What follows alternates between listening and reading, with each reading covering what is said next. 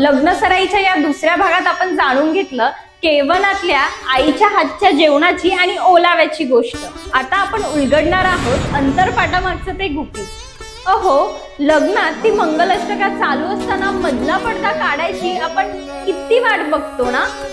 पण कधी विचार केलाय का की हा अंतरपाट मध्ये नक्की कशासाठी धरला असतो?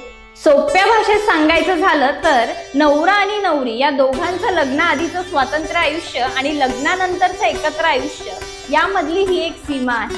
हा पडदा म्हणजे इगो किंवा अहंकार आहे असं समजा. जोपर्यंत हा मधला पडदा म्हणजे अहंकार हटत नाही तोपर्यंत त्या दोन व्यक्तींचं मन मोकळं मिलन होऊच शकत नाही. भटजी जेव्हा सावधान म्हणतात तेव्हा त्याचा अर्थ अटेन्शन असा नाही, तर आता जबाबदारीने वागा. तुमचं नवीन आयुष्य सुरू होतंय असा असतो. त्या पडद्यावरचं स्वास्तिक म्हणजे दोघांच्याही आयुष्यात येणारं शुभ गोष्टींचं स्वागत असतं.